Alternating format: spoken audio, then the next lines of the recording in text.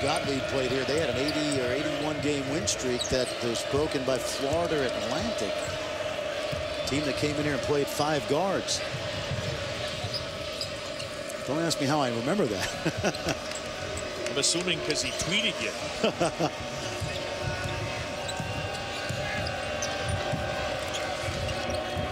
Pangos here. Spinning inside and a travel. He's a little sloppy with the basketball as Harris turns it over. Well, John, speaking of Doug Gottlieb, we want to send our best out to the Sutton family. Patsy Sutton suffered a stroke over the weekend, and I know everybody in the family is praying for her. They're by her side, and she's been an awful big part of this Cowboy basketball family through many, many years. And just want the Sutton family to know we're thinking of them. Nash kicks it across, out of bounds, and it's a turnover. Marcus Smart said it was deflected, but it will be Gonzaga basketball. Mark Few's team, after this game, they'll go back out west and they start WCC play as they will take on Pepperdine and Santa Clara. Well, they will have their hands full in Santa Clara this weekend because the Broncos have a very, very good basketball team. They just took Duke, played with them fairly well for about 30, 34 minutes. They've got one of the outstanding scorers in the country, Kevin Foster, who has lit up Gonzaga in the past. Mark Trasolini, a terrific forward, is back. Of course, BYU coming off a blowout of Virginia Tech. Young man Hawes, Tyler Hawes at 42. Bell using space. Oh, Dower got away with a shove. We had a great view of it.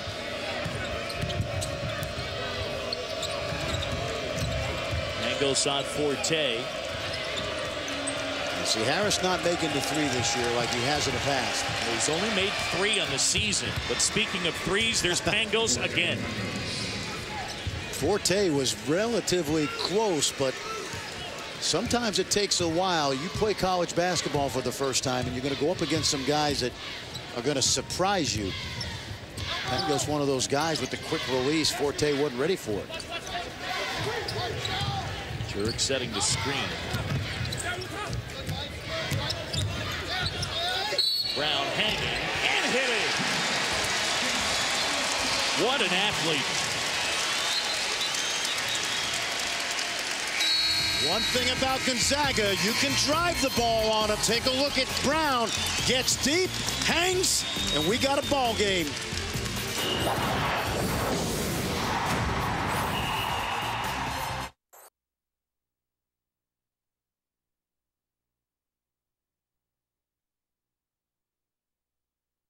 TM.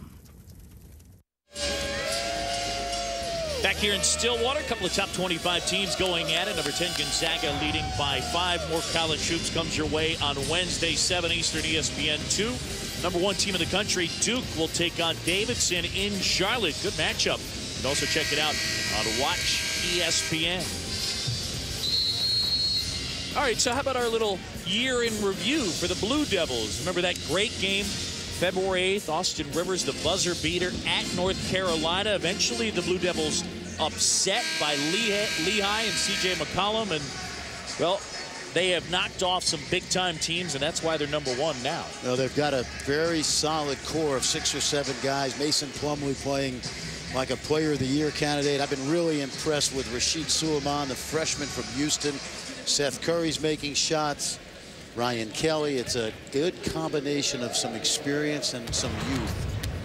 And they have beaten, as you mentioned, some good basketball teams. Brown completes a 3-point play, and we get ourselves a 4-point game. Let's see, Oklahoma State will go 2-3 zone right here for the first time. Now, you don't have to play Hart, although he has made some threes. But you do, well, they showed zone, they went man right out of the timeout.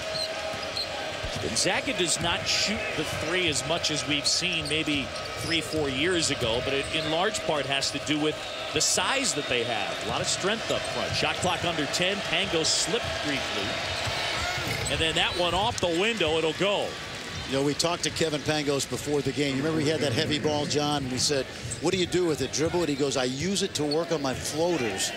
And that was a perfect example of a little floater high off the square on that backboard. And one of those weighted basketballs, just a little bit heavier than your standard basketball.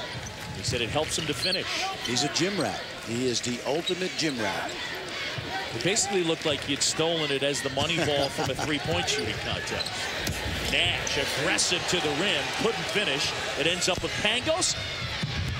Bell, deflection. Oh, there's a block by Markel Brown, but Hart comes away with it. Pangos. How about that possession? A lot of determination from the Bulldogs. Kevin Pangos came into that Baylor game Friday night, 13 of 53 from the field. And I think it's safe to say after about 40 or 54 minutes that he's out of that slump. 3 of 4 from 3 in this game. Speaking of 3, Phil Forte can knock him down, and he's showing it here. I asked Keaton Page yesterday how good a shooter he is. He said, Coach, we have a 5-minute three-point drill. 65 to 70 is really good. This kid is consistently making 85, 93s in 5 minutes in the drill. Brown, little Euro step, didn't finish. Great defense by Pangos to get tangled up without making contact. And then a turnover, Oklahoma State basketball. Well, take a look, John. We talked about this not being a package deal. This young man comes into this game averaging about 10 points a game. Look at the stroke, the follow through, deadly. Well, Forte coming off his best game, hit 6 threes and had 22 against Tennessee Tech. Now, you mentioned that he and Marcus Smart won back-to-back state titles. The last one that they won, Forte was the MVP of the Final Four. Not only are you exactly right, they knocked off the Harrison twins at Fort Bend Bush High School. It's not Bush, it's I think it's Fort Bend Travis. 2 twins that are going to Kentucky to play for John Calipari. So you think about the level of competition. I've said this many times because I live in Dallas. To win back-to-back 5A titles in Texas right now is like Florida winning back-to-back national titles. That's how good the competition is when you talk about the Harrison twins, Marcus Smart, Julius Randle, Matt Jones going to Duke. The level of play is outstanding. 5 to go here in the first half. Gonzaga and Oklahoma State. Kyle Dranginis into the game for Gonzaga, and then a foul committed there as they get Mike Hart with that one. And that will send Oklahoma State to the line. It'll be 1-1. Mike Hart, one of those 27 Zag players that have redshirted since 2000 that just come into the pipeline, maybe not highly regarded all the time, but just get better and better, help you win. Even if he's not a main scorer, they've got guys that help you win games. So Brown able to make that free throw. Fran, it does need to be mentioned, this is a great, not a good, a great free throw shooting team for Oklahoma State, but they've got to get there. This is only their 3rd attempt from the line in this game. I think safe to say if they're going to win this one, you'd expect them to be at the stripe a little more. Well, you know, it's a great point. It's part of the reason that when I watch LeBron Nash shoot threes, when I think of what he could do inside with that physicalness, sometimes it gets you a little frustrated. That's a numbers there. Great hands by Dranginis.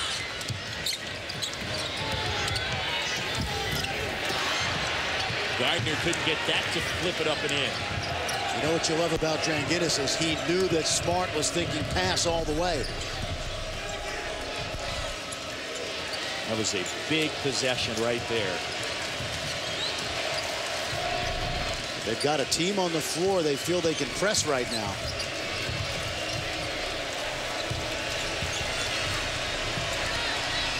Goes over Nash.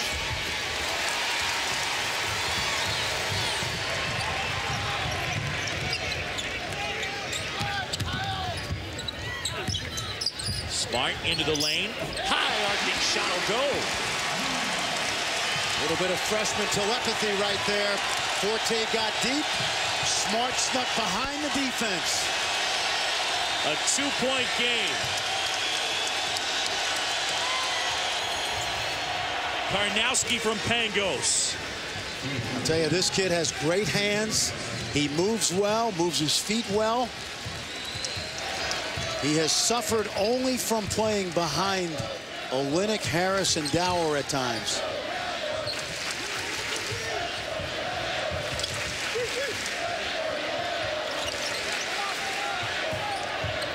Nash puts his head down, and they're going to say it's tied up. Oklahoma State basketball.